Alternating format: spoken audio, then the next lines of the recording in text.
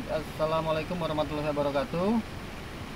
Selamat sejahtera pada rekan-rekan sekalian. Terima kasih telah menghadiri kuliah modul 4 dari pengantar ilmu ekonomi mikro di Universitas Taiwan, terbuka Taiwan. Pada kesempatan ini saya akan mengajarkan modul 4, yaitu tentang teori produksi dan biaya. Oke, dengar semua ya. Untuk rekan-rekan yang belum tahu undangan yang baru, tolong dikasih tahu ya.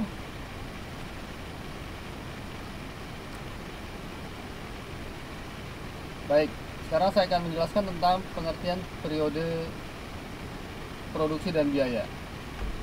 Kalau yang kita pahami tentang produksi itu apa ya?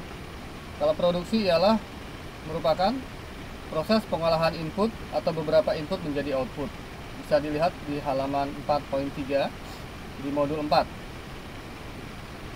Jadi, proses pengolahan input atau beberapa input menjadi output itu disebut adalah sebagai proses produksi. Sementara itu, untuk memproduksi barang atau jasa, maka perusahaan memerlukan faktor-faktor produksi, ya.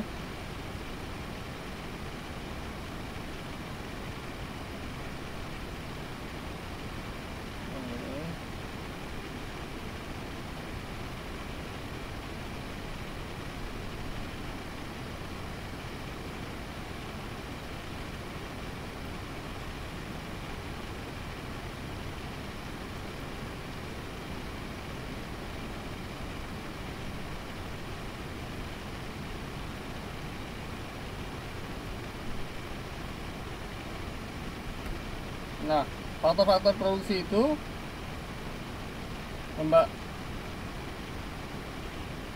dapat dinyatakan sebagai Q sama dengan fungsi dari capital atau K, L labor atau buruh atau tenaga kerja, kemudian T ya, teknologi, dan N atau nature ya, sebetulnya adalah di sini disebutkan adalah sebagai tanah.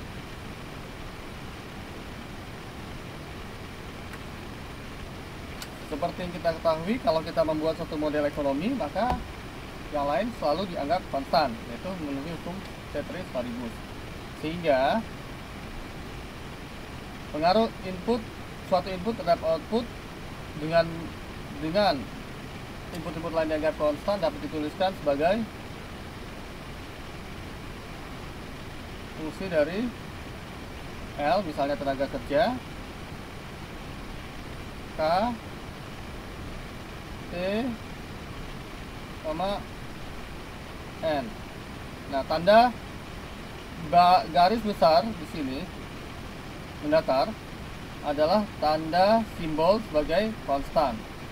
Karena ini disebut karena yang ini semua konstan ya, maka I bisa disebut dengan F fungsi dari tenaga kerja saja, yaitu fungsi sebagai dari labor ya.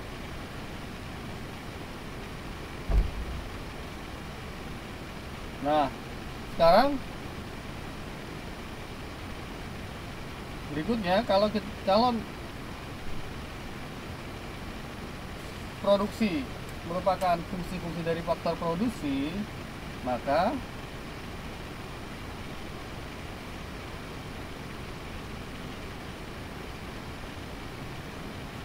kita akan memiliki suatu biaya, karena adalah untuk memproduksi sesuatu barang kan tidak gratis. Jadi kita akan ada faktor yang disebut biaya produksi. Biaya produksi ini didapat dengan cara mengalihkan faktor-faktor produksi dengan suatu biaya tertentu. Karena itu kita akan menjelaskan berikutnya adalah biaya ekonomis ya. Sampai sini ngerti nggak? Paham nggak? Kedengaran nggak?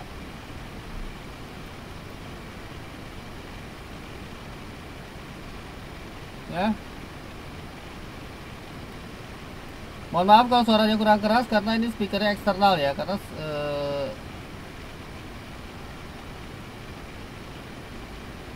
mohon maaf ini karena speakernya bukan mikrofonnya eksternal, jadi saya tidak bisa, jadi kurang jelas ya.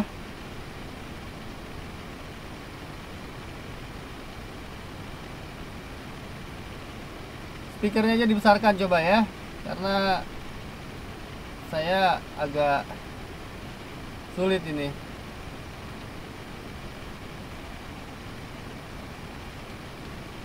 Oke, sampai di sini paham nggak tentang faktor-faktor produksi?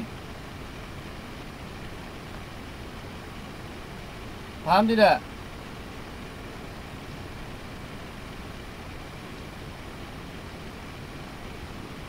Paham nggak?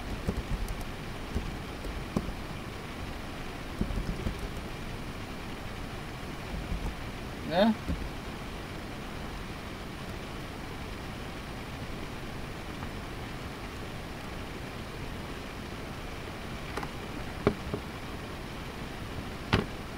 Paham ya? Kalau paham, saya lanjutkan berikutnya dengan K itu maksudnya kapital ya. Bisa dilihat di modul nama halaman 4.4 dan 4.3 ya.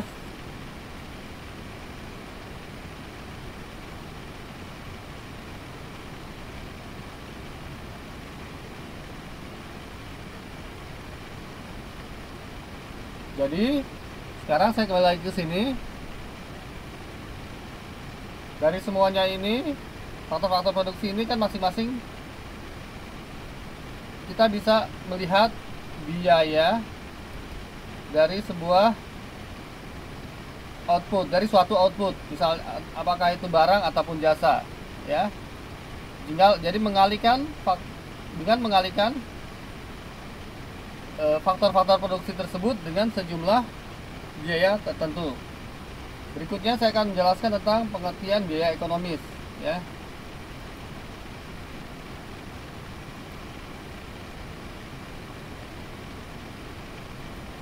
Sekarang biaya ekonomi ini bisa dilihat di halaman 4.5. Biaya ekonomi didefinisikan sebagai ya. Biaya ekonomi didefinisikan sebagai pembayaran-pembayaran yang harus dilakukan oleh perusahaan kepada para pemilik faktor produksi. Biaya ekonomis ya, di halaman 4.5 ya. Itu ada definisinya ya. Mengapa timbul biaya ekonomis? Karena kita lihat bahwa sumber daya itu terbatas dan langka, sehingga kita lihat bila sejumlah tertentu faktor produksi digunakan untuk produksi barang tertentu, maka sejumlah barang dan jasa-jasa lain yang bisa diproduksi dengan menggunakan sejumlah faktor produksi yang telah digunakan tersebut terpaksa dikorbankan dan hilang ya. Dan ini disebut dengan opportunity cost ya, opportunity cost atau biaya oportunitas ya, biaya oportunitas atau biaya peluang ya. Jadi misalnya sebagai contoh sederhana, kayu ya, kayu itu bisa dijadikan sebagai kursi, juga bisa dijadikan sebagai meja misalnya ya. Nah, bahan baku kursi tersebut kalau digunakan sebagai meja tentu tidak bisa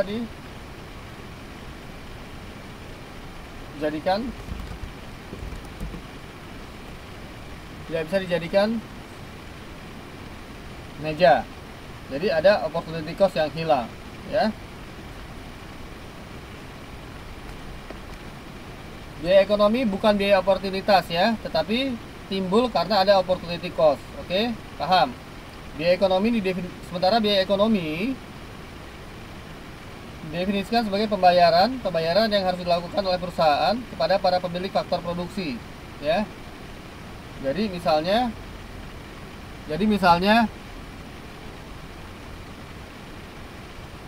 karena faktor produksi kan banyak. Misalnya kita ingin memproduksi sebuah, sederhana saja ya, ingin memproduksi meja atau kursi, maka kita harus membayar atau membeli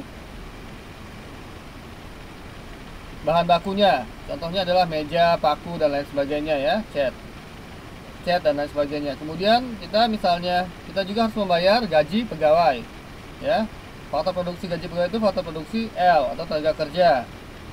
Kemudian dan lain sebagainya. Juga ada biaya pengangkutan, misalnya kita punya mesin, kita harus mempunyai bahan bakar untuk menjalankan mesin, biaya produksi mesin dan lain sebagainya. Nah, itu semua keseluruhannya disebut biaya produksi, ya. Paham ya? Jangan keliru dengan biaya oportunitas.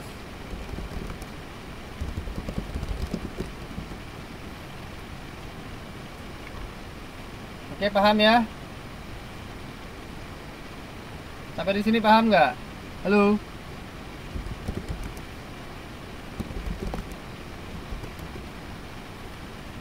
Ya.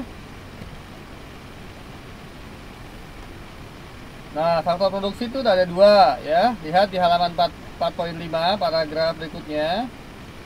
Ada yang disebut biaya implisit. Ya. Karena perusahaan yang memiliki faktor tersebut, tapi sebetulnya ada biaya juga, ya.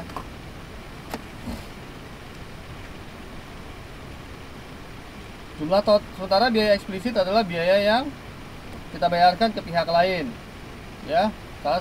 Sebagai contoh, misalnya biaya implisit, ya.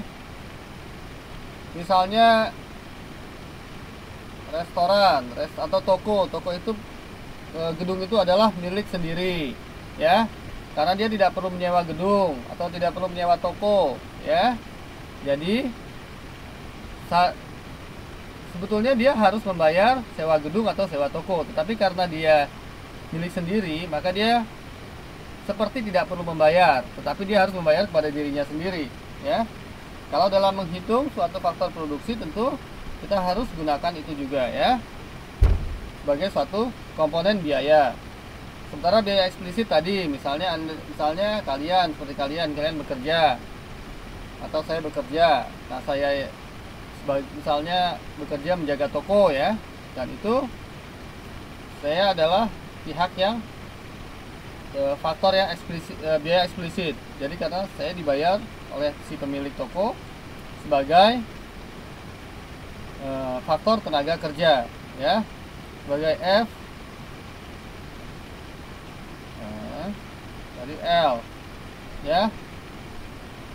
Oke.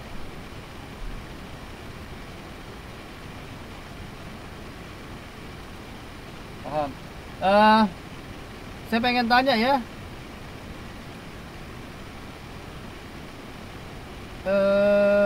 yang saya coret-coret kelihatan nggak ya? Halo? Saya tadi menjelaskan sesuatu, kelihatan nggak ya? Oh, di sini ada whiteboard ya.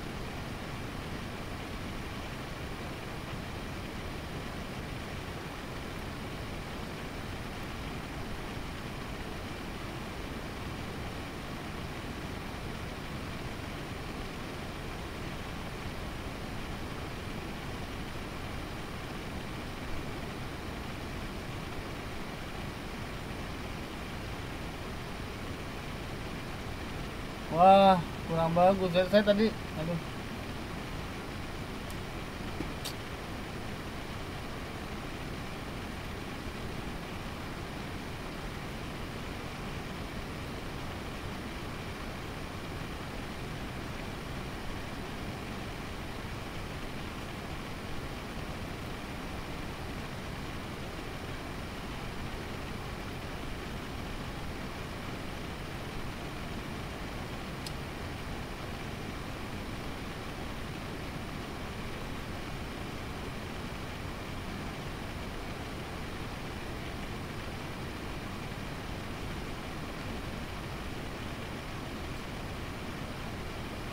Oke, ya sudahlah. Kelihatannya juga sulit juga ya ini di sini menggambarnya ya.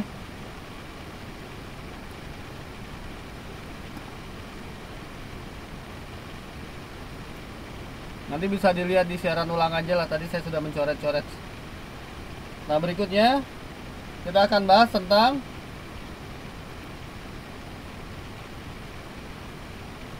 periode produksi dan biaya. Ya. Nah, sekarang periode. Kalau periode itu maksudnya apa? Siapa tadi yang ayo Rindi, periode produksi itu didefinisikan sebagai apa?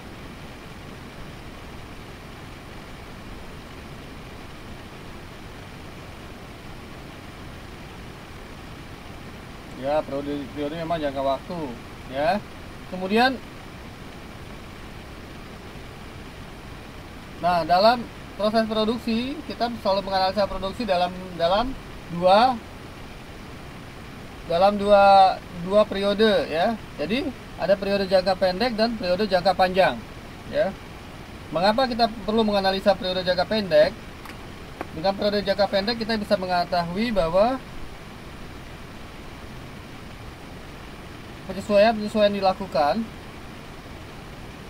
agar tujuan perusahaan atau tujuan produksi terpenuhi ya. Jadi contohnya misalnya perusahaan ada permintaan mendadak atau misalnya ternyata ada sebagai contoh misalnya ada permintaan mendadak atau kenaikan harga mendadak dari sebuah komponen produksi misalnya bahan bakar. Sementara sudah punya kontrak misalnya untuk memproduksi barang dalam jumlah tertentu, anggaplah misalnya ingin memproduksi apa ya, pakaian 300 potong dan harus selesai dalam waktu 1 bulan, ya kan? Ternyata ada kenaikan bahan bakar atau kenaikan bahan pokok, ya. Nah di situ karena waktunya hanya sangat pendek, maka yang dilakukan adalah penyesuaian, ya. Atau misalnya ternyata ada tambahan order menjadi 1000, kapasitas produksi kan tidak akan tercapai. Jadi misalnya kita punya mesin kapasitasnya hanya 300, kemudian kita diminta untuk membuat produksi sampai 400 misalnya ya, maka produksi sampai 1000 dalam waktu 1 bulan, maka kita harus dalam jangka pendek kita perlu melakukan penyesuaian. Sementara untuk periode jangka panjang kita punya waktu yang sangat cukup ya. Dengan periode waktu yang sangat cukup ini, maka perusahaan dapat mengubah semua input termasuk kapasitas pabrik dan jenis mesin, sehingga target jangka panjang tersebut bisa tercapai ya. Jadi bedanya adalah jangka pendek penyesuaian, sementara jangka panjang adalah perubahan ya. Paham nggak sampai di sini?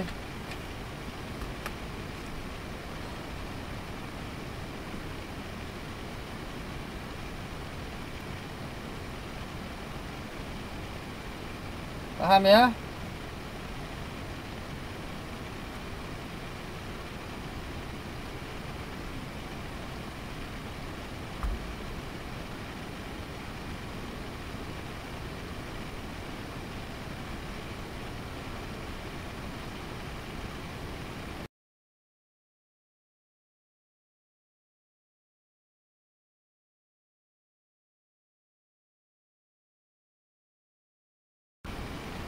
produksi dan iso biaya nanti sebentar akan dijelaskan ya, itu masih modul ketiga ya, masih modul ketiga. Sekarang saya akan menjelaskan, masuk kita ke kegiatan belajar 2. Sampai sini paham ya? Kegiatan belajar 2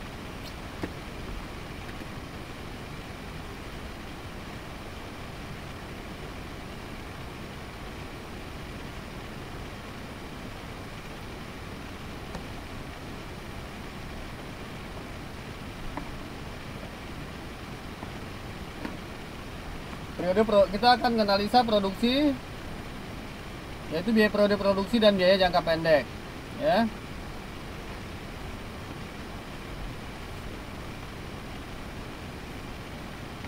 Seperti kita ketahui, kalau kita menganalisa ini adalah kita akan melakukan ceteris paribus. Jadi dengan jangka pendek yang sebetulnya yang dilakukan adalah penyesuaian. Produksi dan biaya jangka pendek menunjukkan kondisi di mana produsen mengubah kuantitas output yang diproduksi dengan mengubah kuantitas output yang digunakan, sementara satu terlebih output dipegang konstan. Ya, di sini. Nah, sekarang hubungan antara output dan input dinyatakan sebagai hukuman penambahan hasil yang semakin berkurang. Ya. Ini Rindi tadinya saya mau jelaskan lewat papan tulis ya, karena memang pengalaman dari kemarin waktu di HK lebih mudah menjelaskan dengan papan tulis. Ternyata saya sudah jelaskan di papan tulis, tidak masuk di Wiziknya itu ya. Sementara saya coba di whiteboard sini, ternyata jelek, bingung saya. Saya tetap tulis nanti di siaran ulang ya. Kalian lihat aja ya penjelasannya, oke?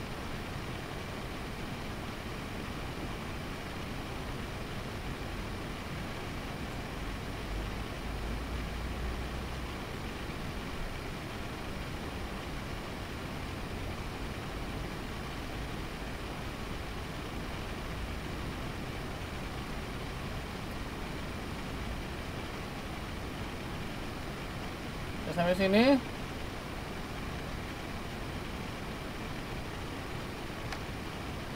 Sampai sini kita lihat modul halaman 4.11 ya.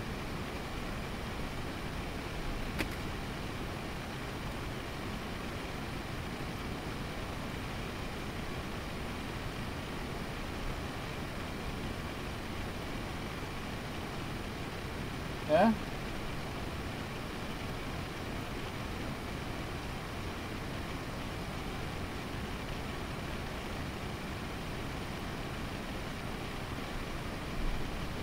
Kita lihat di tabel 4.1 ya. Kita ada faktor produksi tetap dan variabel. Ya. Kita lihat di situ ada kolom pertama ada tanah, tenaga kerja, produk total, produk marginal, dan produk rata-rata. Ya. Produk marginal adalah kemarin saya sudah jelaskan tentang marginal. Produk marginal adalah merupakan tambahan output atau produk total yang merupakan akibat dari tambahan satu satuan faktor produksi variabel ya, sehingga dapat dinyatakan bahwa sebagai contoh misalnya kita L, faktor produksi itu adalah L. Quantity merupakan fungsi dari L. Maka average produksi A itu berarti average ya, merupakan total produksi dibagi L. Ya. Sementara marginal produksi adalah total produksi dari suatu waktu T dikurangi total produksi dari T min 1 ya.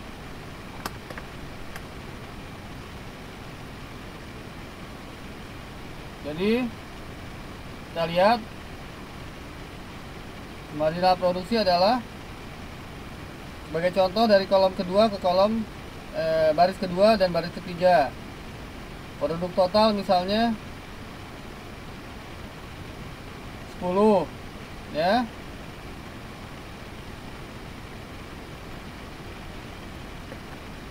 Ya. Produk total misalnya 10, kemudian yang baris kedua produk total adalah 24, maka produk marginal adalah selisihnya 20 ya. 24 dikurangi 10 menjadi 14. Berikutnya juga kolom ketiga ya. Kolom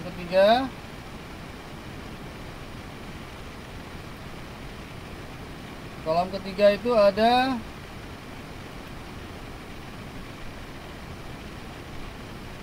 36.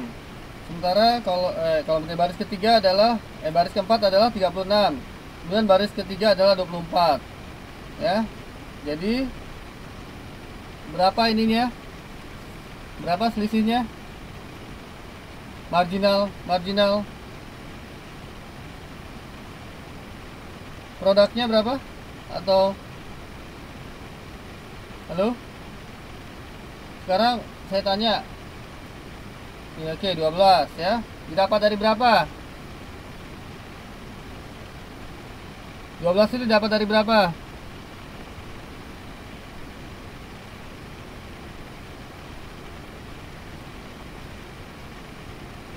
Oke, 36 dikurangi 24 ya.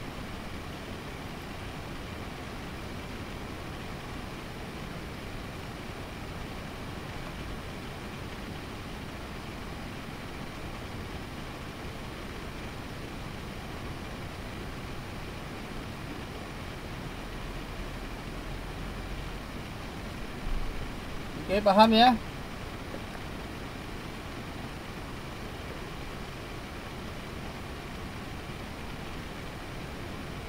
Ya. Ini maksudnya ya. Bisa lihat ya di sini ya. Sorry kalau kurang jelas. Ya. Quantity adalah fungsi dari L. Jadi misalnya kalau average produksi tanda A,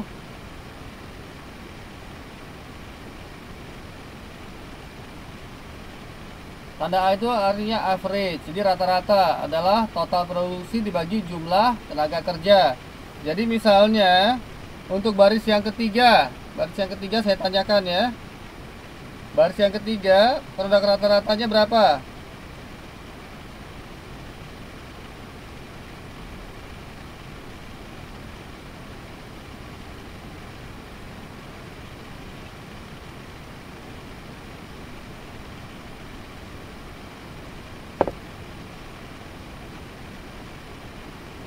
Ayo.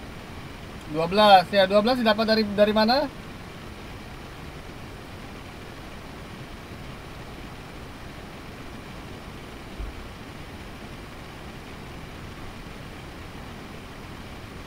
Dapat dari mana?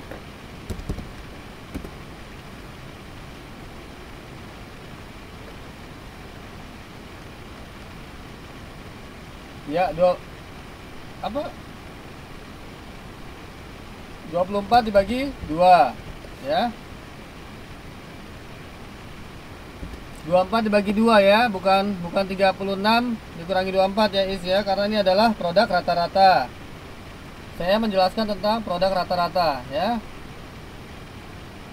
Produk rata-rata adalah total produksi dibagi L, labor, dibagi jumlah tenaga kerja. Ya. Kita lihat tabel 41. Ya. 24 dibagi 2. Berikutnya adalah, coba saya tanyakan lagi. Is nomor baris nomor 7.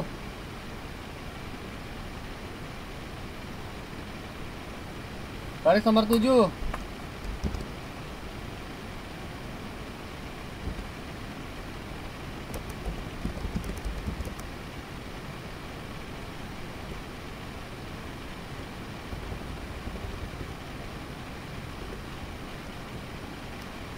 Ya. Oke. Dari nomor 7, 9 didapat dari 54 dibagi 6. Oke ya, sudah sampai sini paham ya? Yang namanya average produksi dengan atau produk rata-rata dan produk marginal ya. Marginal adalah selisih. Produk rata-rata tinggal ya, produk rata-rata membaginya ya. Nah, sekarang kita lihat berikutnya. Sekarang kita ke table 4.2 ya. Kita lihat. Nah, sekarang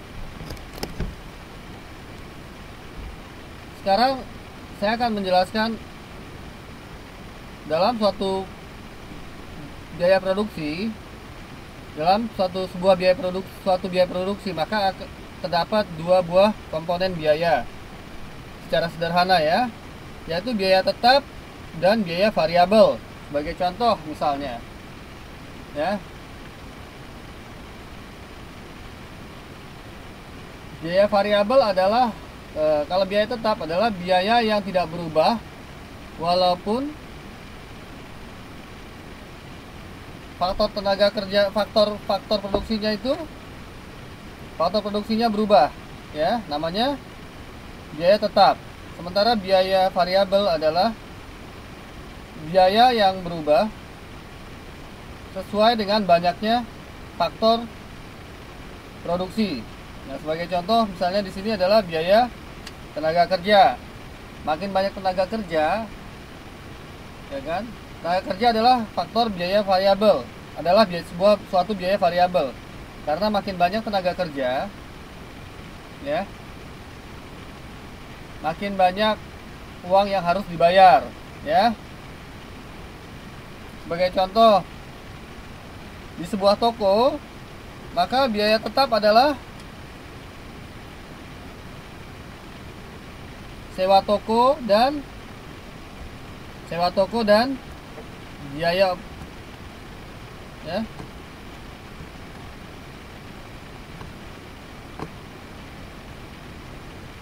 Bukan biaya pegawai ya. Sewa toko adalah biaya tetap. Juga misalnya biaya operasional sehari-hari, biaya listrik dan lain, listrik tidak apa, faktor yang lain itu misalnya ya. Biasanya kan selain sewa toko juga harus membayar retribusi ya misalnya ya. Nah, itu adalah biaya tetap ya. Sementara biaya variabel adalah tenaga kerja. Contohnya misalnya satu toko hanya ingin meng-hire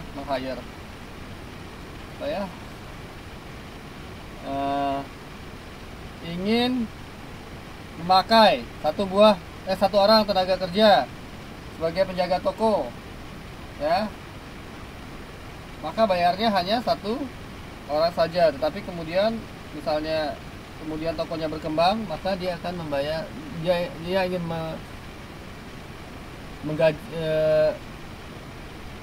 menggaji dua orang tambahan lagi, satu orang lagi, jadi dia menjadi dua orang, maka biaya yang dibayar adalah dua orang tenaga kerja ya. Kita lihat di modul di tabel 42 halaman 4.13 ya, coba lihat ya. Di situ contohnya adalah biaya tetap dan biaya variabel adalah tanah dan pegawai ya. Halaman 4.13 ya.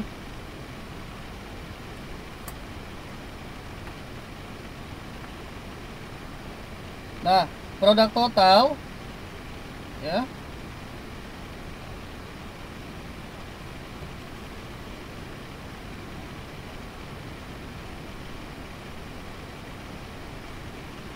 merupakan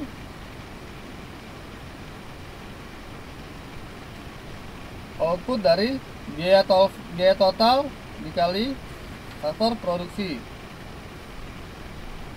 Biaya total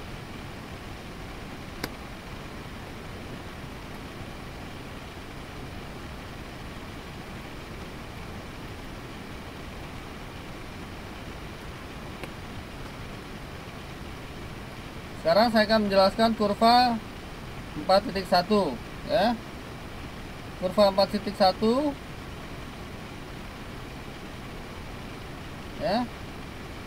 Kita lihat di sini 1 2 3 4 5 6 7. Kemudian di sini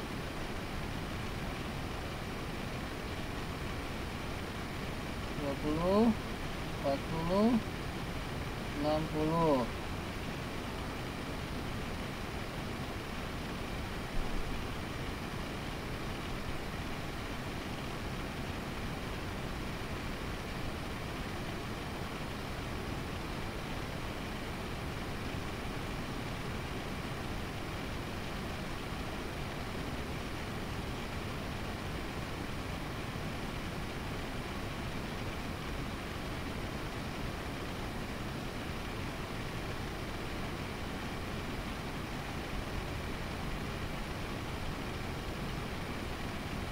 Ada produk marginal dan produk rata-rata HP ya.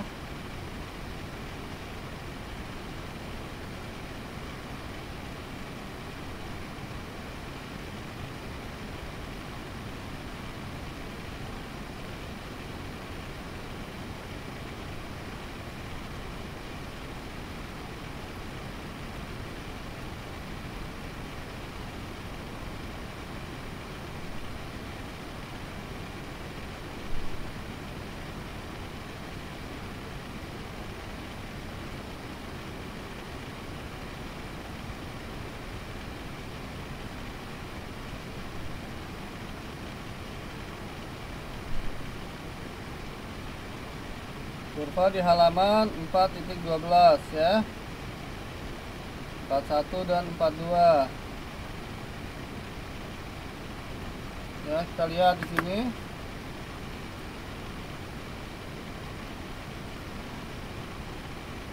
Ya.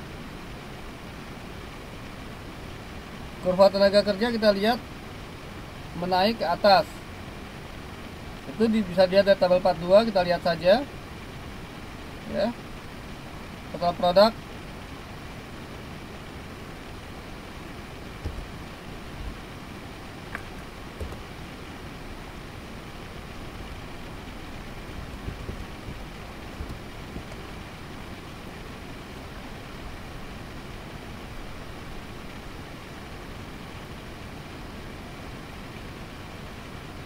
Oke, saya lagi upload.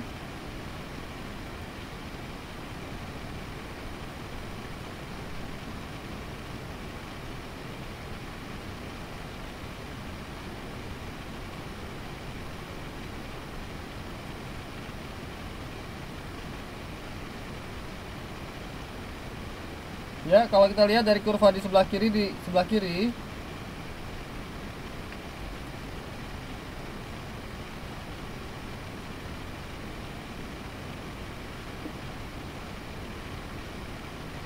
itu ada kurva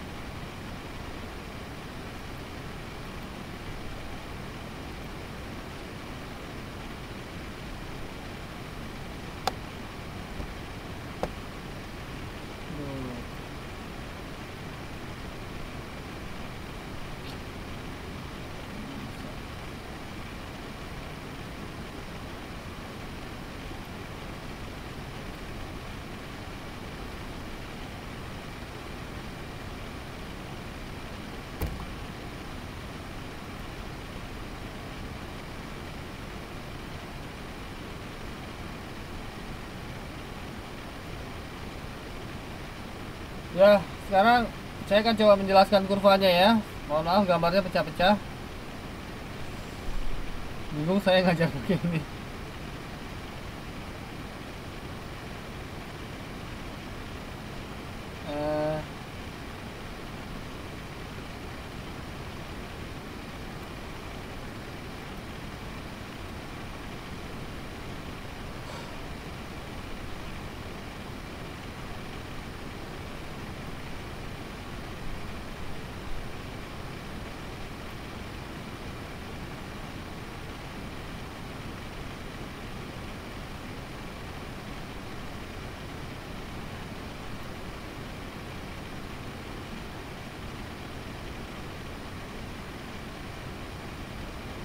Oke lah, kalau itu kita lihat di modul aja ya. Saya hanya gambarkan penjelasannya. Kita lihat untuk yang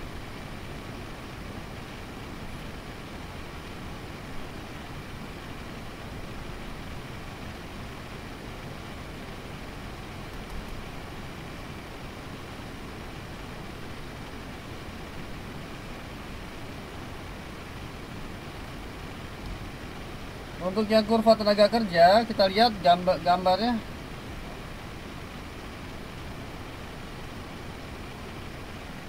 Untuk kurva tenaga kerja, kita lihat di gambar 4.1 ya. Kita lihat di sini. Ini anggap ini saya gambar persis dengan di modul ya. Kita lihat di 3.1 ini. Kurva 4.1 itu kurva tinggi dari tabel 4.2. Kita lihat 1 itu mengacu ke 10, produk total 10, 2 ke 24 ya. Kemudian berikutnya seterusnya sampai terakhir total produk untuk yang ketujuh sebanyak 56 ya. Nah, kemudian gambar 42 merupakan menggambarkan produk marginal ya. Produk marginal dan produk rata-rata dari tabel 4.1 ya. Dari tabel 4.1 kita lihat jadi kurva tersebut hanya menggambarkan itu saja, sangat sederhana ya. Menunjukkan bahwa pada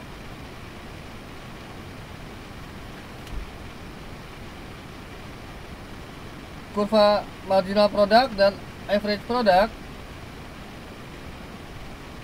terlihat bahwa itu sesuai dengan hukum penambahan hasil yang semakin berkurang atau law of diminishing return ya. Sederhana saja.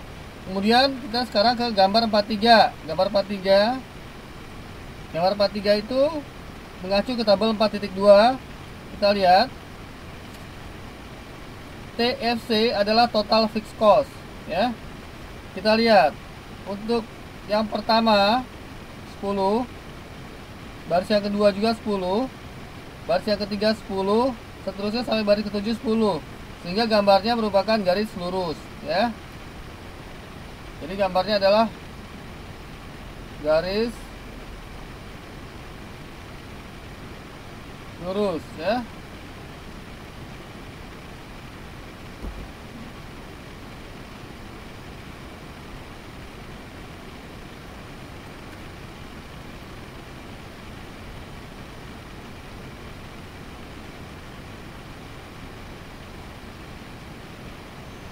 Itu gambarnya garis lurus. Sementara variable cost pada saat 0 ya, tentu misalnya 0 ya.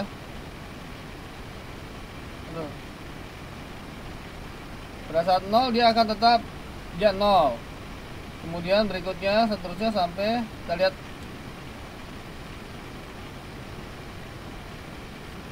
berikutnya adalah pada saat pertama dia 2, 4, 6, 8, 10 sampai 14. Jadi setiap penambahan satu orang tenaga kerja, maka dia bertambah Rp2.000. Nah, total cost adalah total fixed cost ditambah total variable cost ya. Saya jelaskan di sini ya. TC total cost sama dengan total fixed cost ditambah total variable cost ya. Paham ya di sini ya. Sehingga grafiknya adalah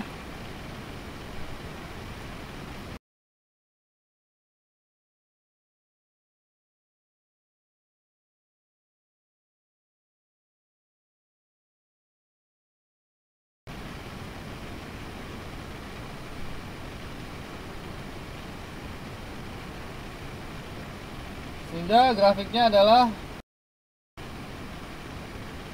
merupakan tambahan dari, misalnya ini adalah fixed cost dan ini adalah total variable cost, maka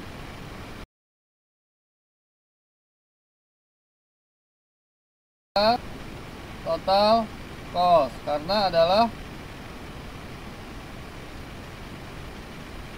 total fixed cost merupakan total cost merupakan total fixed cost ditambah total variable cost, ya. Gambarnya sederhana sekali, ya. Paham nggak? Sampai sini paham nggak? Halo? Sampai sini paham nggak? Jadi kurvanya hanya bergerak ke atas saja, ya. Ditambahkan saja, ya.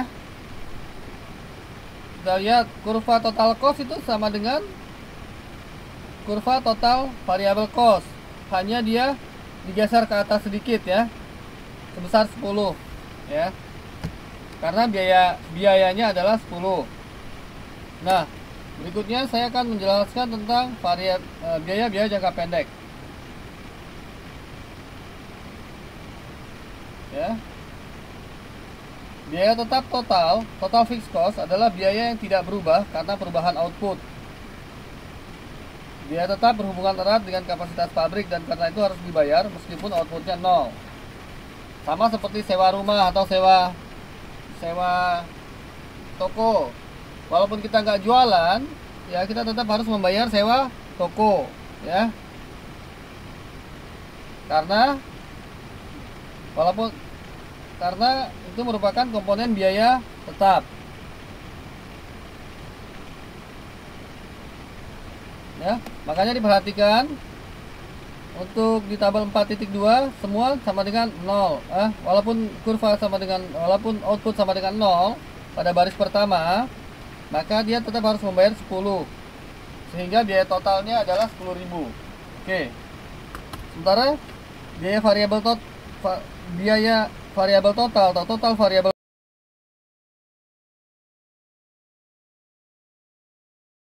cost 11, ya. Contohnya adalah bahan baku, bahan bakar, listrik, tenaga kerja dan lain sebagainya, ya.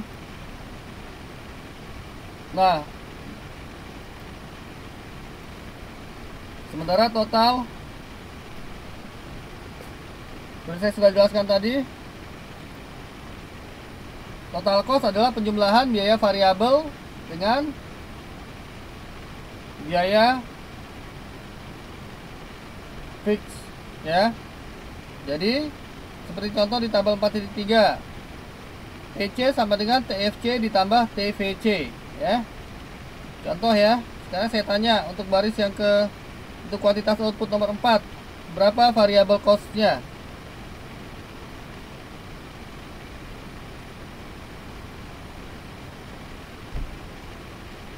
Berapa variabel cost-nya?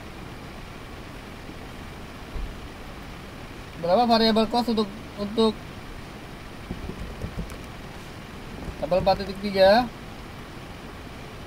ya? Berapa variabel cost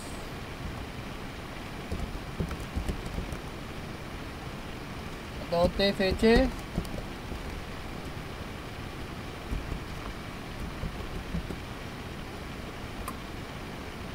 untuk total output sama dengan 4.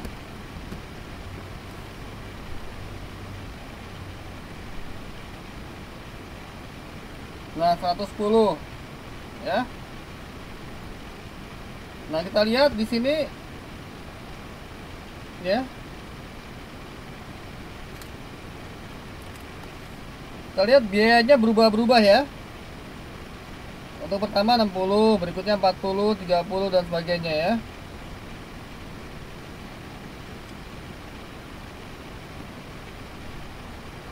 Jadi biaya variabel juga bisa berubah, ya. Kalau di contoh tabel 4.2 kelihatannya memang konstan ya, karena memang kita hanya variabel tenaga kerja ya. Sebagai contoh saya jelaskan begini. Karena gaji, sebagai contoh misalnya, variabel itu karena faktor dari berbagai macam. Sebagai contoh misalnya untuk labor, untuk tenaga kerja, untuk memproduksi satu potong pakaian, ya. Misalnya kita memerlukan untuk memproduksi 300 pakaian, kita memerlukan 2 tukang jahit, misalnya, dan 4 tukang jahit misalnya ya, dan 2 tukang potong ya. Kalau tukang potong tentunya mesti anggaplah lebih murah dari tukang jahit ya.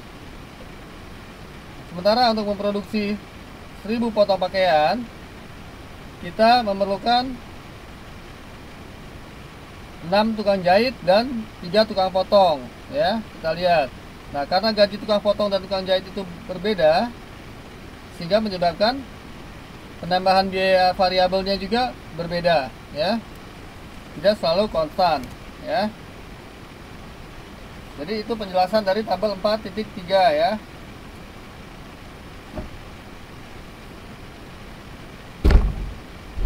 Untuk penjelasan biaya variabel, biaya tetap dan biaya total juga sama ya.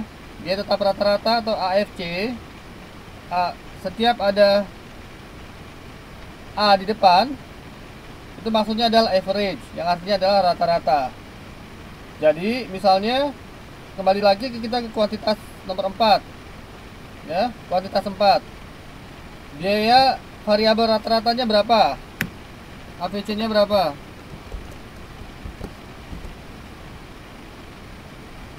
Untuk Q sama dengan 4,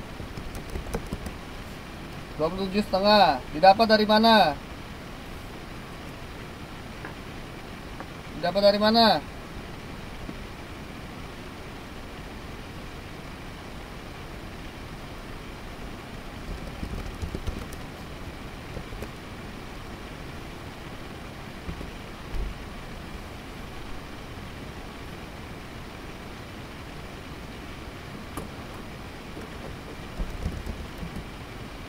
Salah ya.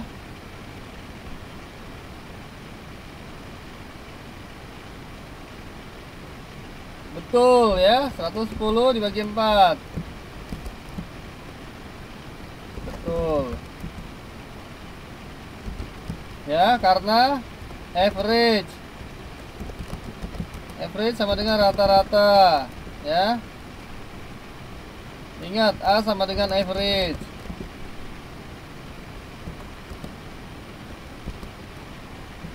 Oke, paham ya? Sekarang saya tanya lagi ini. Untuk yang Q sama dengan 6, Q sama dengan 6 ya. Average cost-nya berapa? Dari mana?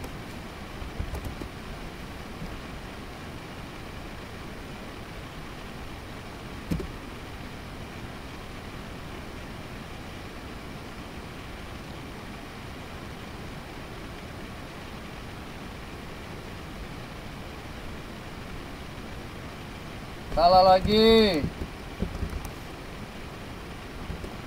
Salah lagi. AC.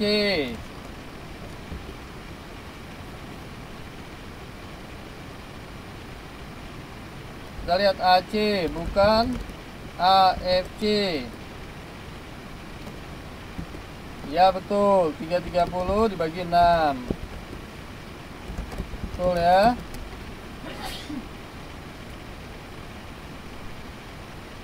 Nah sekarang saya tanya, untuk AC sama dengan 330 dari mana?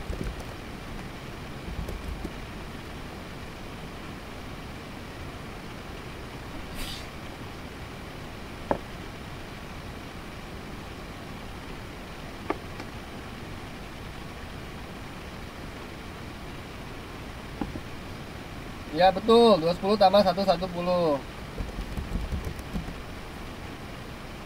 Oke, paham ya di sini ya. Ini yang lain.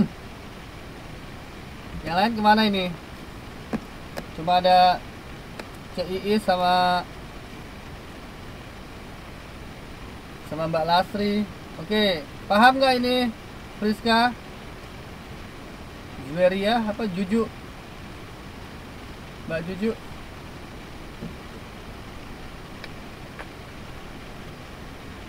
Paham tidak? Tabeliut. Aduh. Tanya Mbak Lasri ya.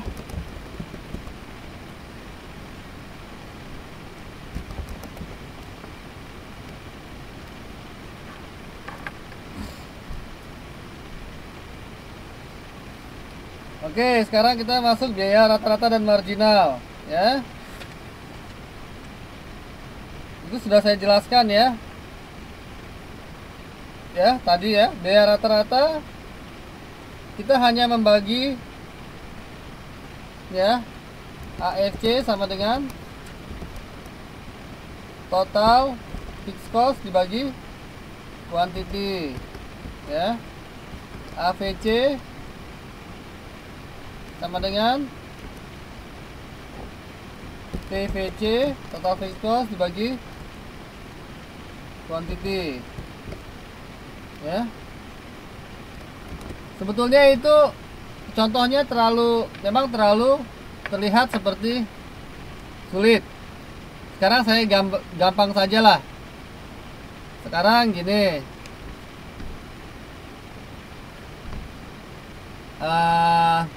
mas-mas dan mbak-mbak ini misalnya bikin baju, ya, bikin baju 50 potong, ya, 50 potong, sederhana aja ya. Kemudian biaya variabelnya sama dengan 1 juta rupiah, ya. Biaya tetap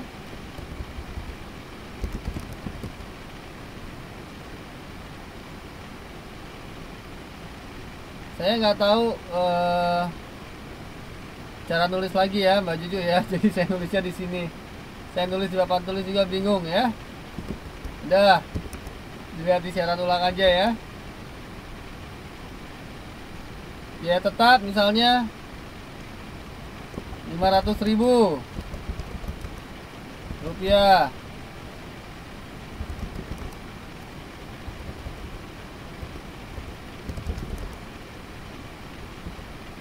ya. Saya mau tanya sekarang average variable cost-nya berapa?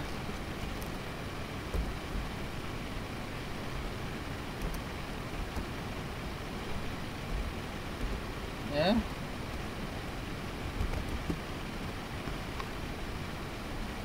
Average variable cost-nya berapa? Total cost-nya berapa?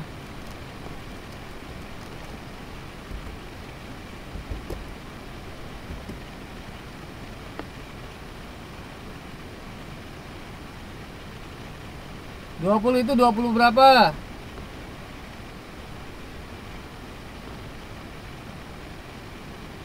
20.000 ya, betul, 20.000. Ya. Sekarang average fixed cost-nya berapa? Average fixed cost-nya berapa?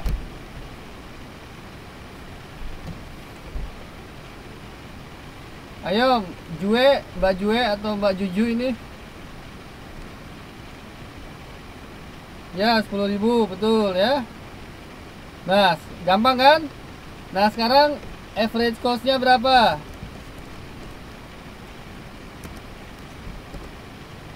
Average cost-nya berapa? 30.000. Gampang kan?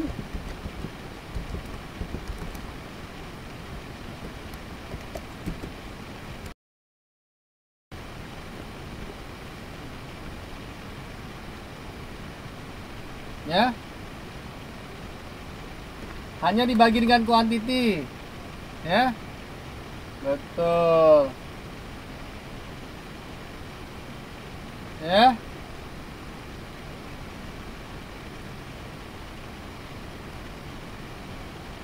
Jadi sebetulnya itu cuma kelihatannya aja tabelnya rumit ya, padahal sebetulnya gampang. Kita bayangkan aja dengan cara kita bikin yang sederhana aja ya.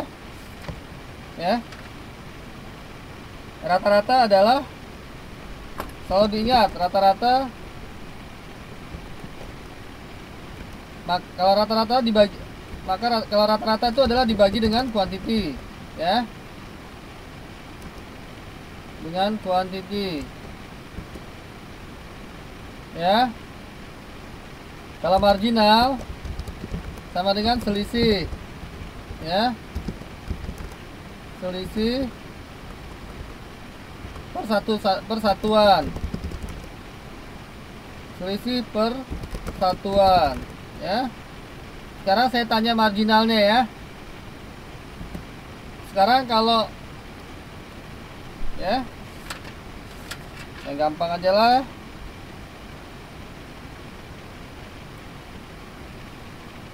Kalau tenaga kerja sama dengan 3, tenaga kerja tukang jahit misalnya, tukang jahit sama dengan 3, sama dengan 3, produksi sama dengan 50 potong, ya. Kalau tukang jahit sama dengan 4, produksi sama dengan 70 potong, ya. Nah sekarang tukang jahit sama dengan 5, produksi sama dengan 85 potong,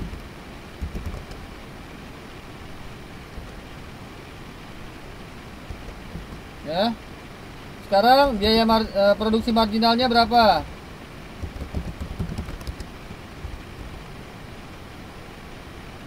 Produksi marginal.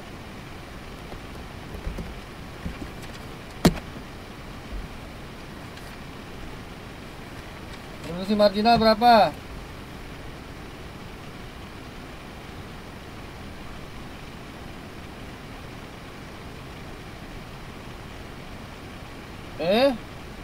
Salah.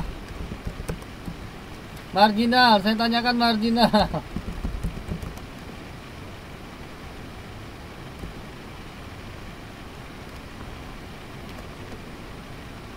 Marginal ya.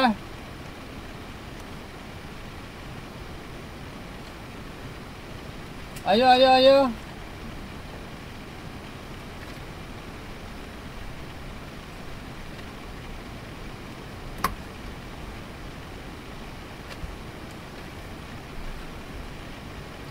Marginal gampang ya, MC sama dengan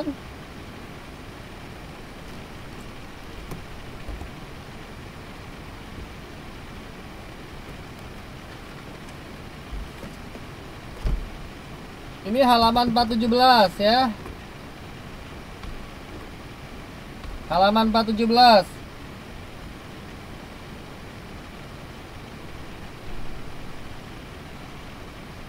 Ayo marginalnya berapa?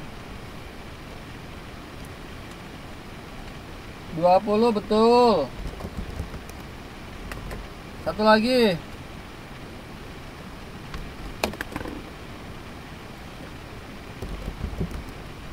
Ya. Jadi yang pertama MC1 ya. MC yang pertama adalah 70 dikurangi 50 sama dengan 20. Yang kedua sama dengan 85 dikurangi 70 ya. Jadi sama dengan 15. Oke. Ya, ini sudah pinter ini ya. Ingat ya, kalau marginal adalah satu satuan output. Ya. Paham ya?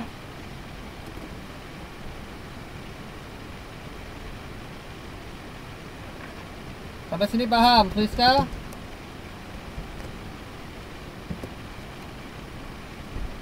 Friska gimana?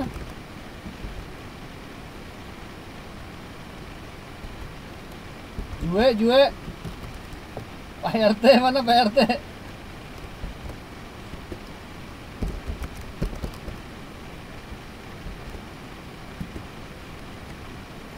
Paham tidak Pak RT?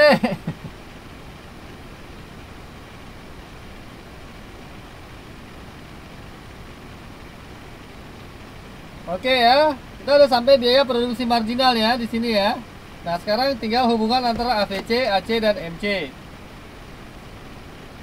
Kalau masalah kurvanya gampang, kurva tinggal digambar. Nanti saya kasih soal ya. Yalah, Jue ini panggilannya Juju, Jupe, apa Jue atau apa ya?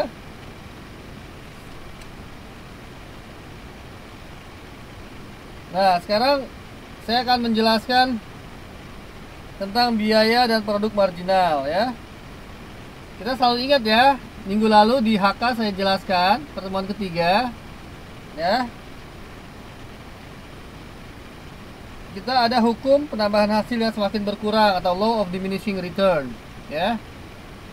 Saya menjelaskan tentang kalau misalnya kita makan sesuatu, kita mengkonsumsi sesuatu lah, anggaplah makan bakso. Pertama akan menaik, kemudian maksimum, kemudian akan turun ya, karena kita kenyang dan lain sebagainya. Dalam biaya juga sama ya, kita akan mengikuti hukum yang disebut hukum law of diminishing return ya, atau biaya hasil yang semakin berkurang ya. Sekarang saya tanya ya, saya jelaskan ya, belum tanya dulu ya. Ya, jadi penambahan produksi penambahan faktor produksi akan mengalami kenaikan sampai satu titik, kemudian dia akan menurun ya. Jadi di sini kita lihat kurvanya ya, ya. Gambar 44. Ayo perhatikan ya. Jangan bercanda dulu ya. Gambar 44.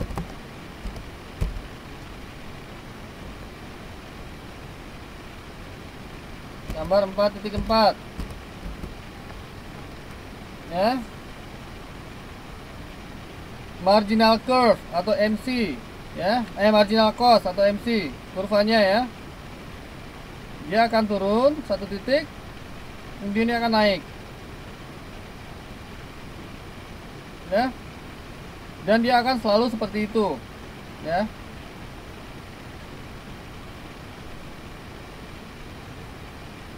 Oke ya, saya jelaskan lagi.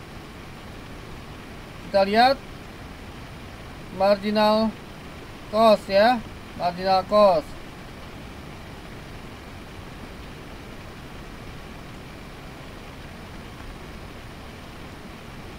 Kurva marginal itu akan turun dengan cepat, dia mencapai titik minimum, kemudian naik dengan cukup cepat. Ini mencerminkan nyataan biaya variabel total, ya. Biaya total itu mula-mula naik dengan kenaikan yang menurun, dan kemudian naik dengan tingkat kenaikan semakin besar, ya.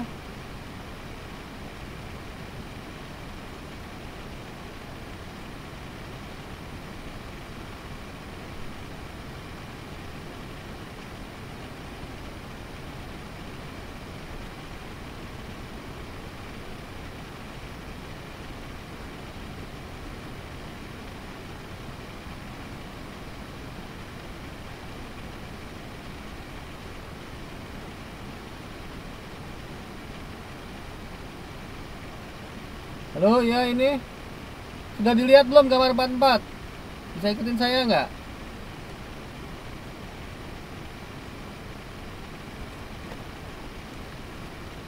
Oke, lihat MC ya. Perhatikan MC dia turun dulu ya sampai kira-kira di 2.5 ya.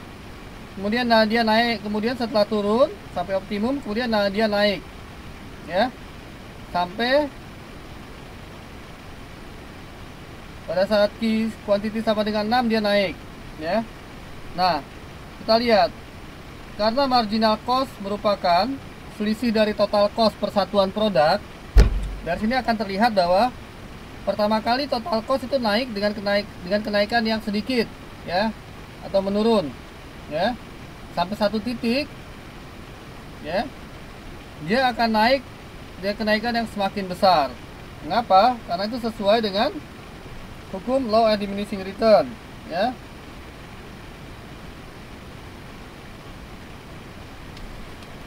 Ya. Oh, kenaikan marginal cost itu dipengaruhi oleh apa? Oh, banyak. Kalau kita sekarang gini ya, marginal cost itu kan sebetulnya karena biaya perbedaan antara biaya total persatuan perubahan total cost terhadap satu satuan output ya. Kita sekarang bayangkan gini aja. Kalau kita ingin memproduksi barang, anggaplah pakaian ya, atau kalian bikin sesuatu lah, kalian kan banyak orang kan ya, bener kan, bikin kue lah atau masak. Kalau yang ngerjakan satu orang pertama kali ya lama, oke. Kemudian anggaplah bikin combro lah ya, pertama kali kalau yang ngerjain satu orang dapatnya sedikit ya. Kemudian ditambah lah, misalnya Mbak Iis sama Mbak Jue. Tadinya kalau Mbak Iis saja dia cuma dapat 10. Kemudian berdua dengan Mbak Jue dapat jadi 40 atau 30 ya. Sampai satu titik, kalau sudah ditambah orang dia akan banyak terus sampai satu titik. Kalau orangnya kebanyakan ya, kalau orangnya kebanyakan malah produktivitasnya jadi menurun ya. Kalaupun ditambah satu orang lagi, dia tidak terlalu juga bertambah dengan cepat. Jadi untuk pertama kali dia akan bertambah dengan cepat sampai satu titik kemudian maksimum ya. Nah, jadi secara logik kan seperti itu, betul nggak?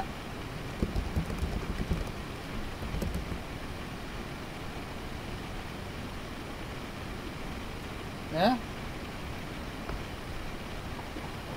kenapa? Ya karena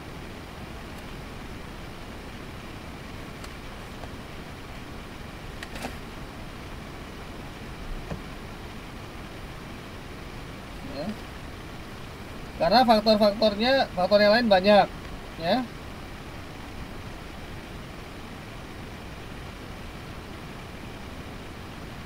Itu di luar, ini sebagai tambahan ini aja lah, tambahan ilmu aja. Karena kalau kita tambah tenaga kerja berarti tambah masalah juga ya. Ada faktor kerjasama dan lain sebagainya ya. Kemudian faktor produksi yang lain, misalnya bahan baku ya, bahan baku juga belum tentu cukup dan lain sebagainya, atau ada masalah di bahan baku dan sebagainya ya. Jadi karena itu penambahan marginal cost biasanya akan penambahan variabel penambahan tenaga kerja pada satu titik akan capai optimum, kemudian sampai satu titik dia akan bertambahnya mulai menurun ya. Itu penjelasannya sebetulnya ya. Karena itu perusahaan akan selalu mengambil tenaga, melihat secara grafik untuk mencari maksimum ya produktivitas ya. Kemudian gambar 5 hubungan antara AVC, AC dan MC ya. Average variable cost, average cost dan MC ya. Kalau kita lihat sekarang gambar 4.5 ya. Saya tanya,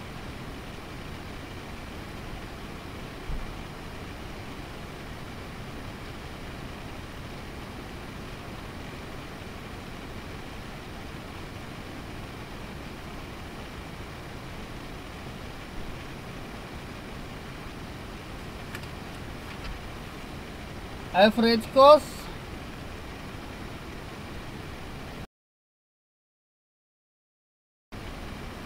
cost dan pertama saya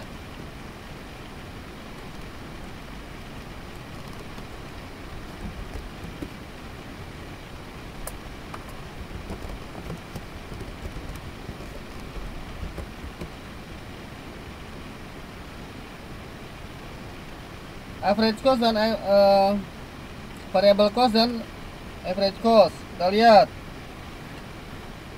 kira-kira memotong nggak? Akan memotong tidak?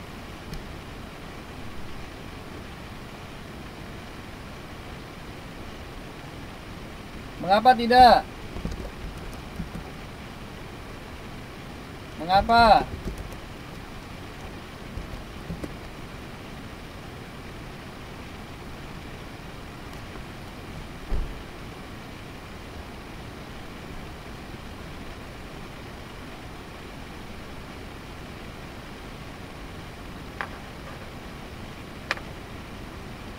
Bukan.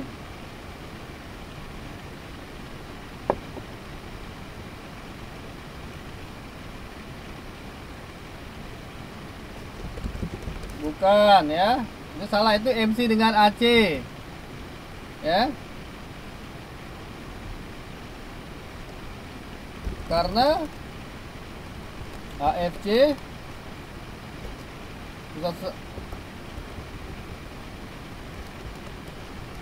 karena AC sama dengan AFC ditambah AVC.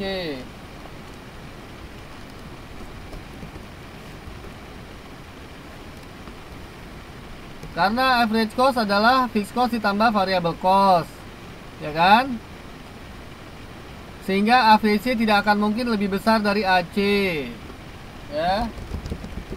Sehingga AVC tidak mungkin lebih besar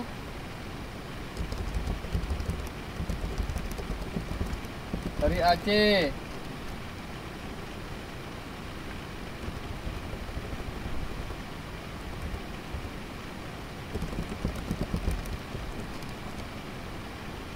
Ya.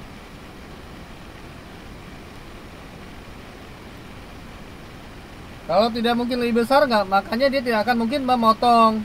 Betul tidak?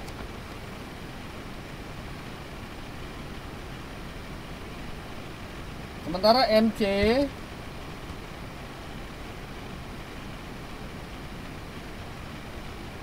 ya dan AVC ya. MC itu marginal cost dan AVC adalah variable cost, average ya. Nah, itu memotongnya adalah di titik minimum mereka ya. MC memotong AVC maupun AC di titik minimum mereka. Jadi contohnya misalnya 45, kita lihat dia memotong AVC di poin 4. Sementara memotong AC di kuantiti sama dengan 5 ya.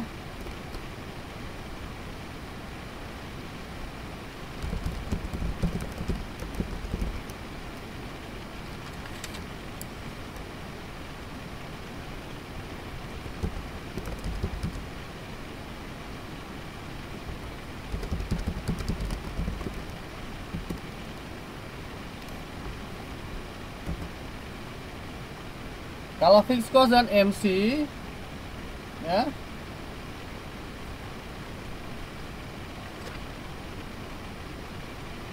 tidak ada hubungan ya. Mengapa?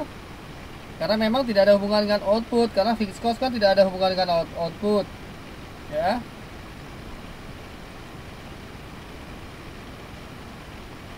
Sampai sini paham nggak?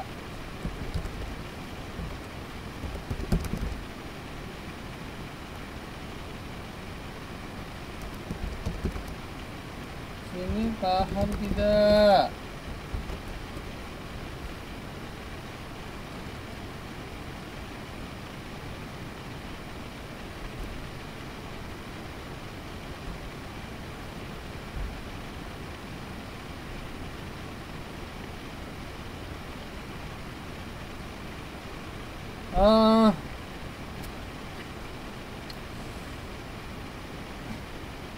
Jawabannya tidak jelas ini.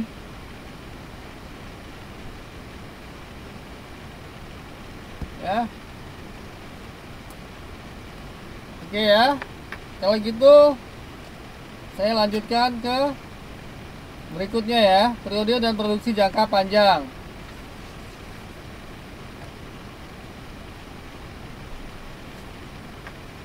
Iya, Mbak Ari. Mbak Ari ini mau tanya tentang yang mana?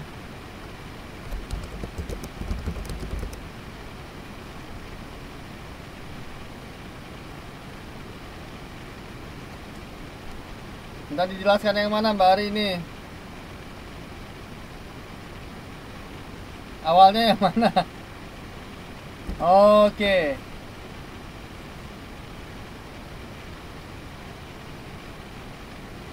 AFC ya. Kita lihat di AFC. AFC itu apa? Fixed cost. AFC itu kan sama dengan fixed cost.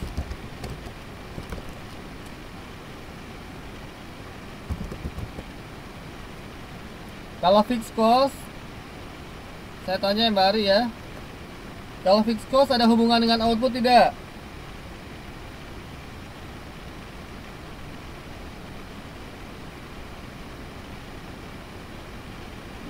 Output makin banyak, fixed cost berubah tidak?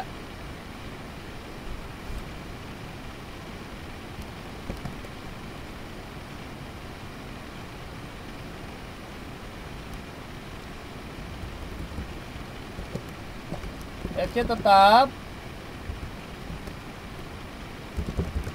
Kalau Q makin banyak,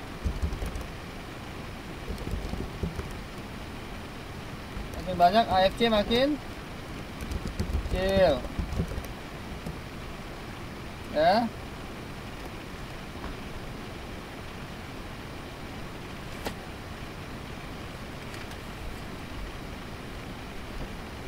Tapi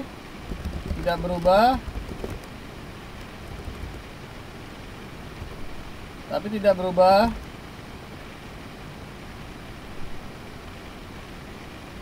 Dengan banyaknya quantity.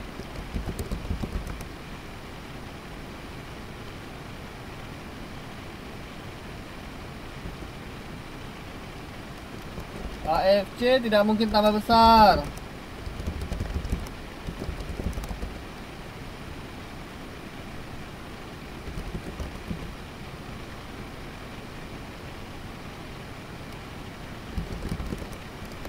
Karena fixed cost kan tetap.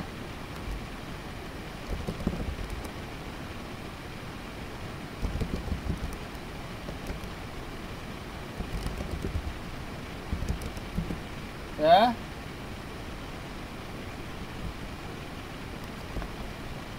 Karena fixed cost itu tetap. Fix itu artinya tetap. Cost itu biaya.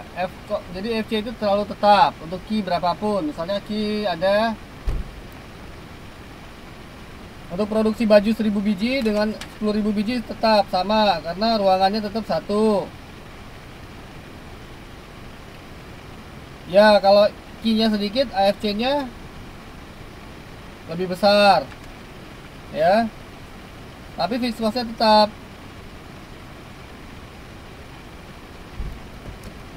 Kalau Q sedikit karena pembaginya kecil.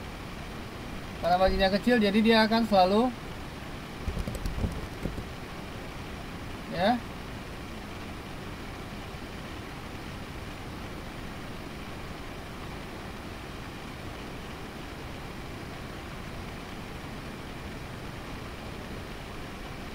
ya. Karena itu kurva AFC itu akan selalu menurun, ya. Nah, sekarang saya tanyakan hubungannya dengan MC. Karena AFC tidak memiliki titik minimum, ya, karena bukan merupakan faktor dari output, sehingga MC tidak memotong dia di titik minimumnya, ya. Mengapa? Karena memang AFC tidak ada hubungan dengan produksi, ya, tidak ada hubungan dengan output. Sementara MC ada, ya, selisihnya. Oke, paham ya?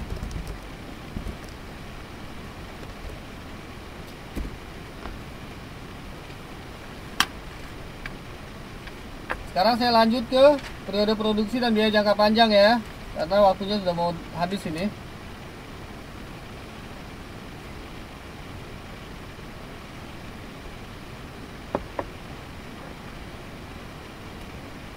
Bedanya dengan jangka panjang, bedanya jangka pendek dan jangka panjang adalah pada jangka panjang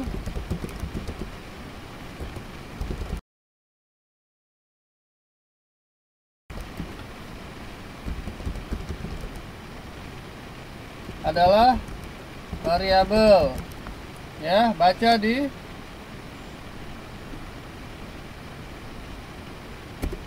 halaman 4.25. Karena apa? Karena dia punya cukup waktu untuk menambah dan mengurangi kapasitas pabrik, ya. Sebagai contoh, ya, kalau jangka panjang, ya, misalnya sewa rumah, sewa toko, misalnya dalam waktu 2 tahun. Pertama dia akan sewa kecil, misalnya cuma satu toko. Ternyata dia tambah, anggaplah satu toko itu 10 meter persegi. Misalnya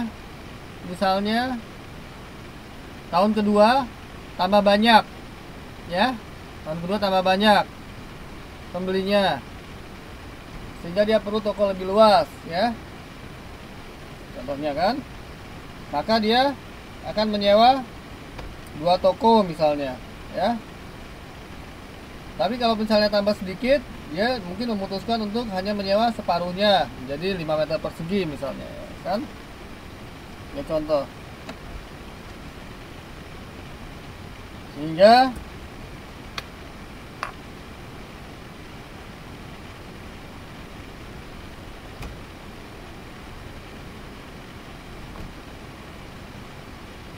fungsi produksi bisa dinyatakan sebagai I sama dengan F dari kapital, tenaga kerja, teknologi, nature atau tanah dan sebagainya, ya. Sehingga itu, oleh karena itu, analisa produksi periode jangka panjang lakukan dengan menggunakan pendekatan isoquant, ya, atau iso product, ya, atau iso output, dan iso cost, ya. Iso cost, iso itu berarti sama, ya. Iso cost atau iso biaya, ya. Jadi untuk biaya yang sama dan output yang sama, ya. Kemarin kita juga, saya sudah menjelaskan kurva indifference kan, ya. Minggu lalu juga ada kurva yang pakai iso-iso juga namanya, ya. Masih ingat nggak?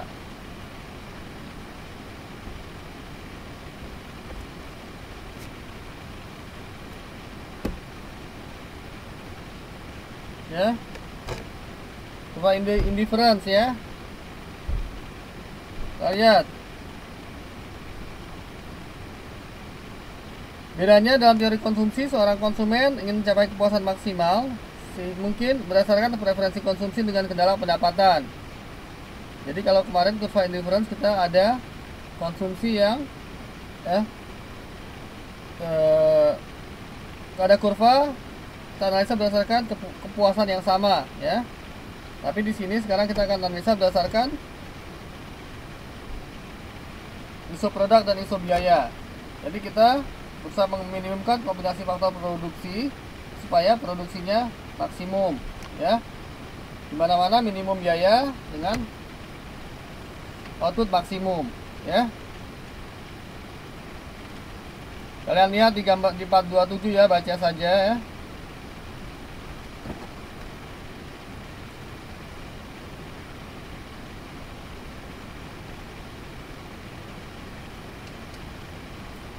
Nah, sekarang saya akan menjelaskan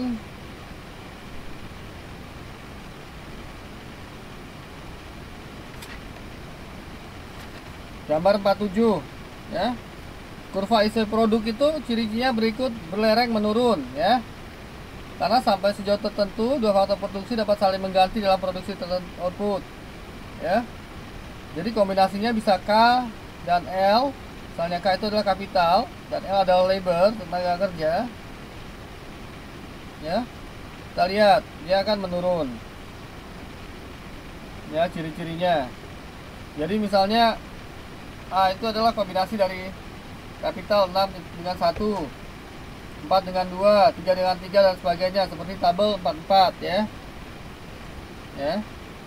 Dan dia berbentuk cekung ke arah titik asal ya. Itu namanya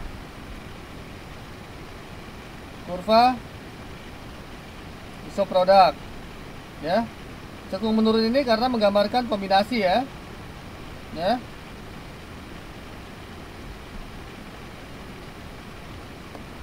Nah, gambar 47 itu dia hanya menggambarkan IP itu adalah produksinya. IP sama dengan 10, IP sama dengan 20, IP sama dengan 30. Jadi dia akan bergerak ke atas. Ya. Isoproduk sama dengan 10. Jadi untuk mendapatkan isoproduk sama dengan 10, kombinasi 6.1, kombinasi 4.2 ya, dan lain sebagainya dan berikutnya.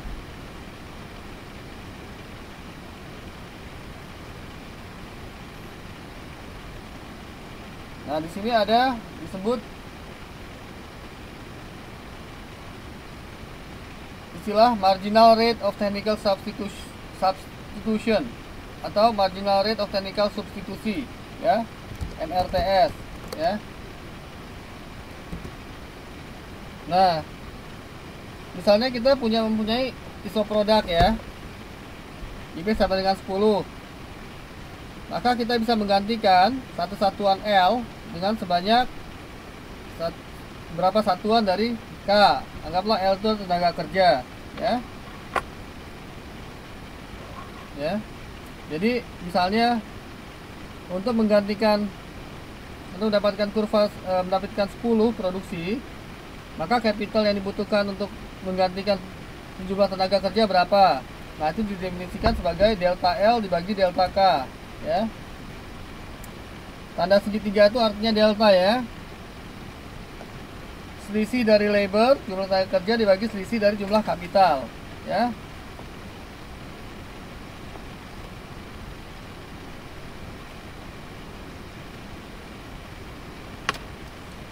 Satu lagi,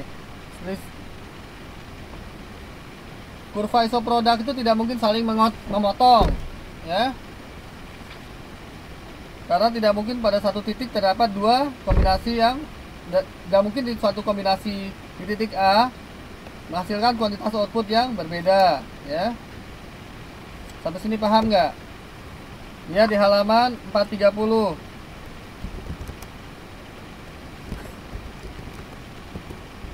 Ya, mohon maaf ini agak dicepatkan karena memang sudah jam 3 ya. Lagi 3.15 ini. Ya. Sekarang ditanya aja apa yang bingung.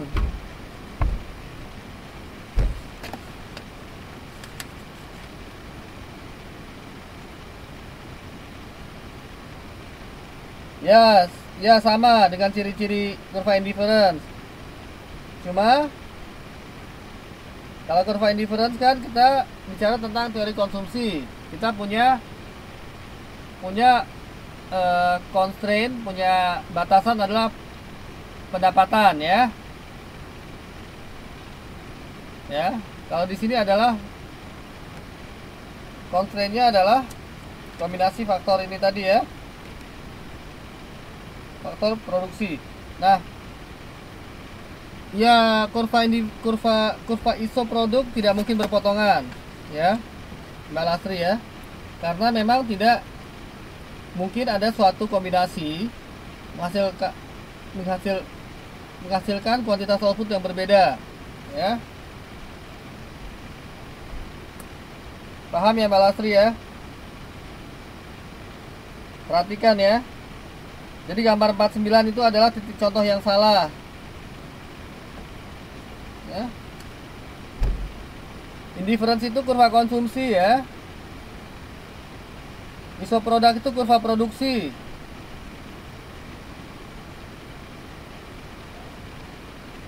Ya. Ini Mbak Ari maksudnya pertanyaannya paham ya perbedaan ISO produk dan ISO dan indifference. Kurvanya mirip tetapi berbeda ya, karena kita kemarin membahas konsumsi, ini membahas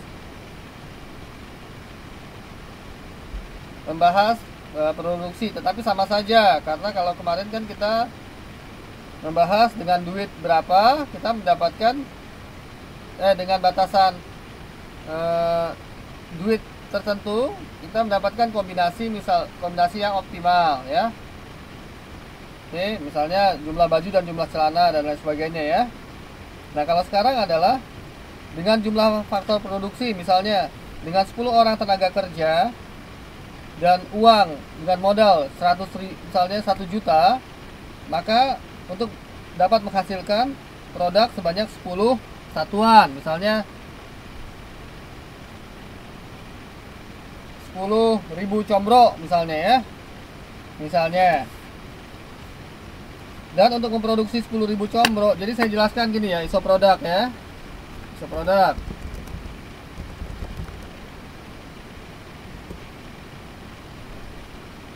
Kita mau memproduksi 1000 potong baju ya, 1000 potong baju ya. Untuk itu kita perlu modal K sama dengan 5 juta dan L tenaga kerja sebesar 10 orang. Paham ya? Nah, sekarang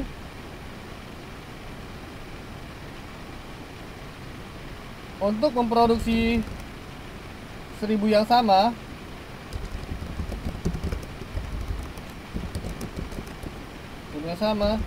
jika K sama dengan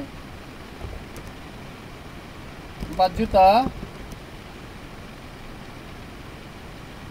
dan L sama dengan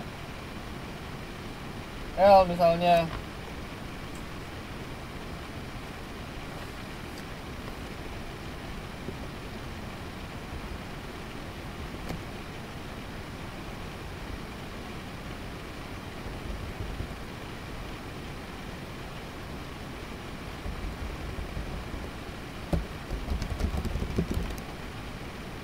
bukankah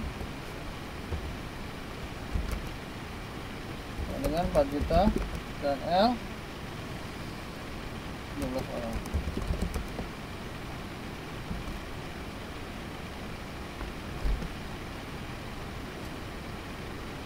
Nah, itu yang disamakan ISO produk ya. Nah, sekarang kita lihat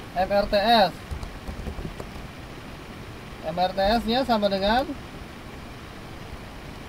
delta L dibagi DK ya. Berapa? Jadi MRTS berapa?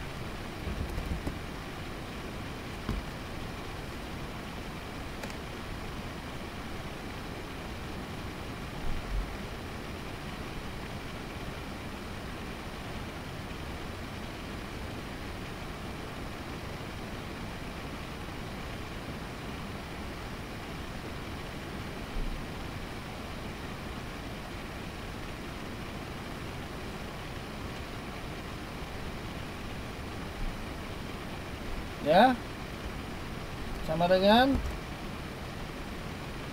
misalnya berarti dari 5 menjadi 4 kan, dari 10 menjadi 12 ya.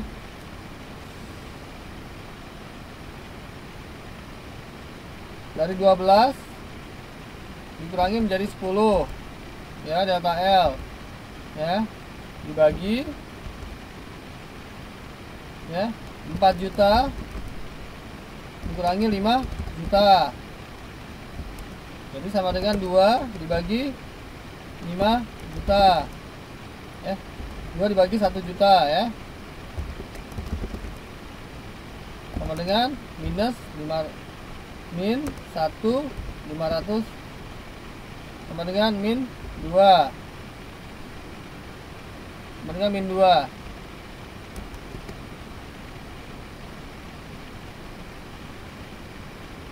ya. Anggaplah juta itu satuan ya. Ya.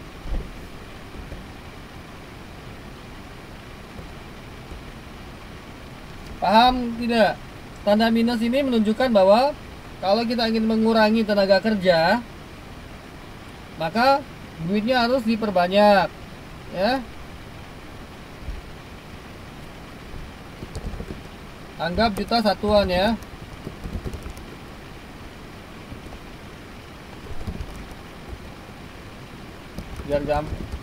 Biar gampang, nggak usah ngitung 00 ya. Sampai sini paham ya?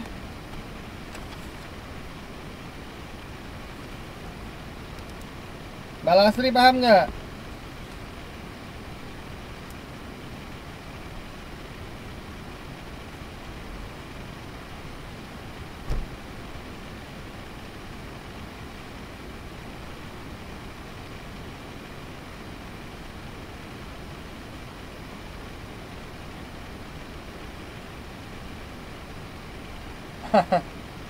Oke deh kalau gitu ya.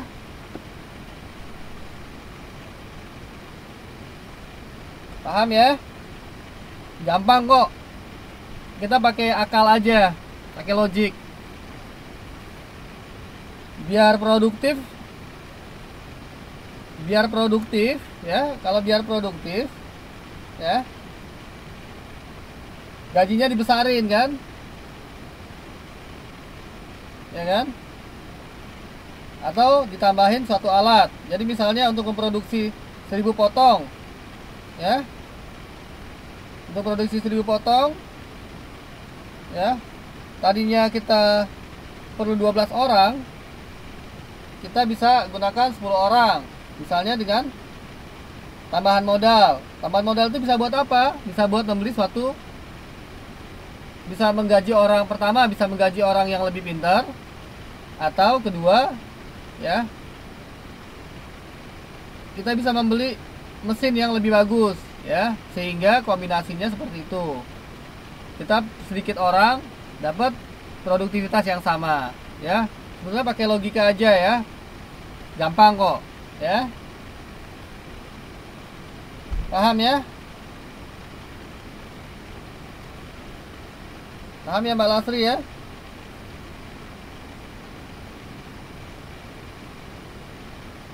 Sekarang tingkat optimum output ya. Sekarang kurva isoquant, gambar 410 ya. Jue, kamu makan aja ya, biar cepat ngerti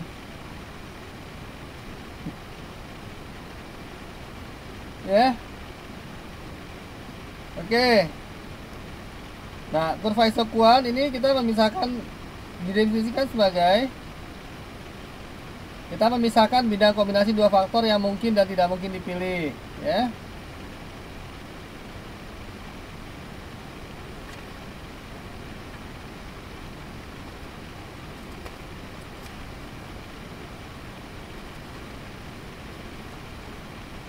Jadi kurva isoquant ini menunjukkan biaya sama sebetulnya kemarin ya.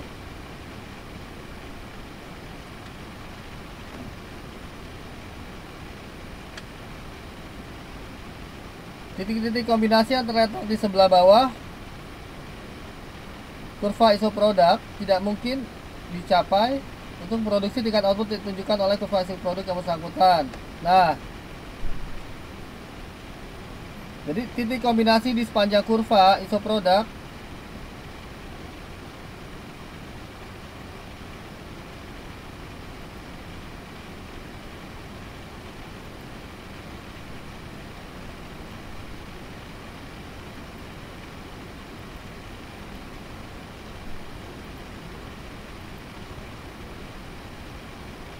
ya, sama seperti yang kemarin ya, saya jelaskan ya.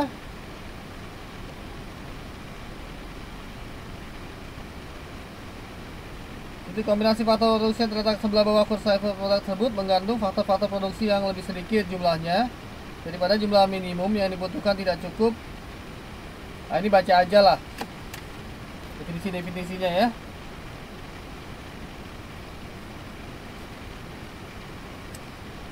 Jadi tingkat output optimum itu dicapai sepanjang, yang jelas pengertiannya seperti ini. Tingkat output optimum itu dicapai sepanjang kurva ISO produk ya.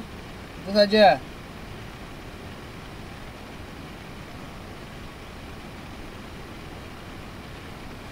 Ya.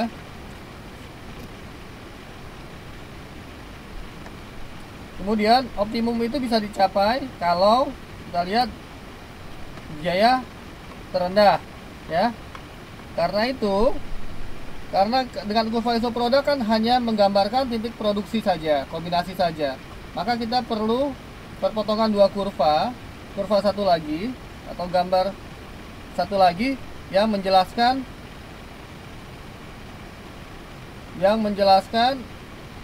kombinasi biaya.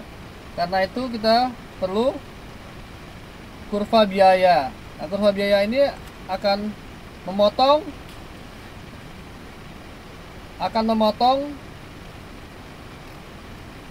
kurva ISO produk pada titik optimum ya, yang biaya minimal ya. Jadi itu gambar 413. Lihat gambar 413 ya. Saya agak cepat ini sekarang ya. Kurva ISO biaya gampang. Dia hanya gambar garis kombinasi misalnya kapital dengan L. Sebagai contoh gambar 411, misalnya kita kapital 2 juta, tenaga kerja 500.000 seorang, 500.000 seorang, sehingga totalnya adalah 2 juta juga. 2 juta ditambah 2 juta menjadi 4 juta ya. Itu gambar 4.11 ya. Itu gambar biaya. Dan seterusnya, kalau 4 dengan 8 juga sama, 6 dengan berapa itu? 6 dengan 12 ya. Dan sebagainya ya. Gampang ya. Kurva 411 adalah ISO biaya. Ya. Nah, gambar 413 akan menggambarkan bahwa perpotongan kurva ISO produk dan ISO biaya itu akan menghasilkan suatu titik optimum ya. Titik optimum di situ ya. Kita 1 menit lagi ya.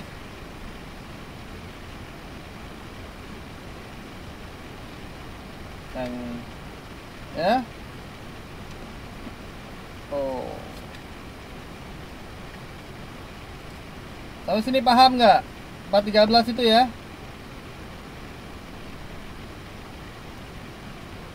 Gambar 413 lihat ya.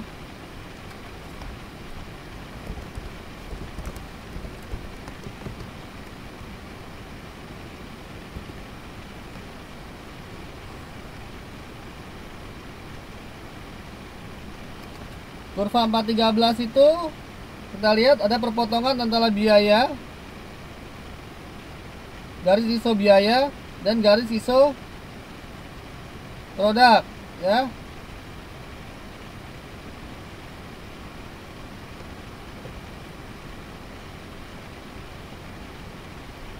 Ya. Ini saya tambah 5 menit. Saya tambah 5 menit lagi ya. Saya tambah 5 menit lagi. Ya. Itu perpotongan ISO kuan dengan ISO produk. Ya. Gambar 4.13. Ya. Paham ya? Nah, itu menunjukkan titik optimum, yaitu biaya minimum untuk memproduksi barang.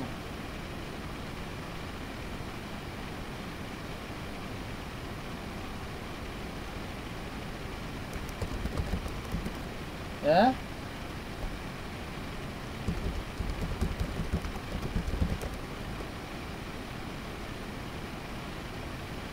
Kombinasi faktornya didapat dari kurva isoproduk. Ya. Paham ya? Dari sini paham nggak?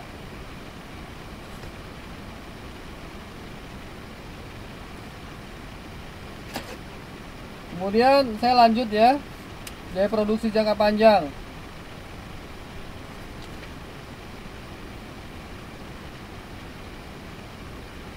Ya. Nah, biaya total jangka panjang kita tinggal lihat dari kombinasi ini tadi, ya. Kita akhirnya setelah itu kita akan titik perpotongan itu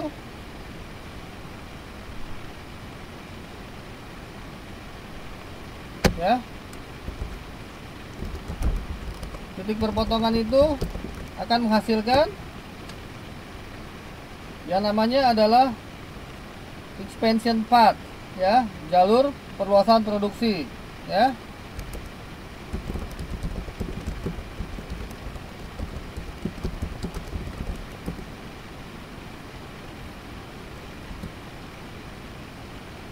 Ya, jalur perluasan produksi. Jadi misalnya kita ingin mengembangkan pabrik misalnya atau apalah, ya.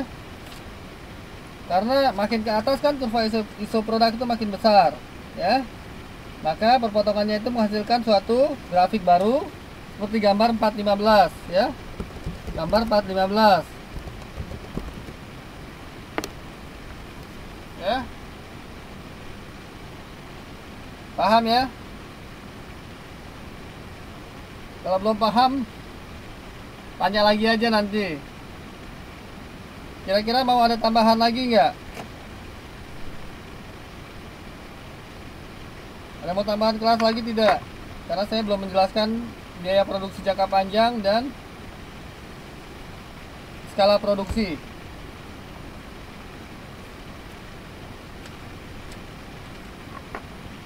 Malam jam berapa? Ini sedikit lagi sebetulnya, tapi ya waktunya sudah habis karena nanti kan ada yang ngajar juga ya jam 3.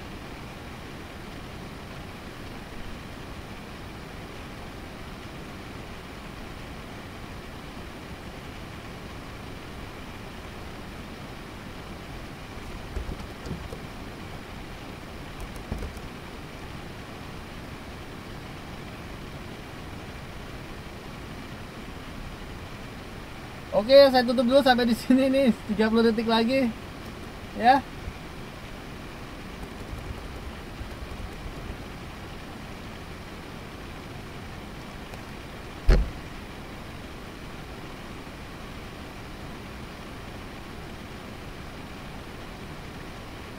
Oke. Sampai di sini dulu, nanti diskusinya di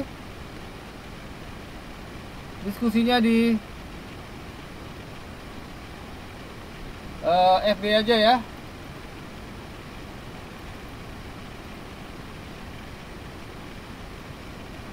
Oke. Saya tanya di FB ya. Tambahannya ya.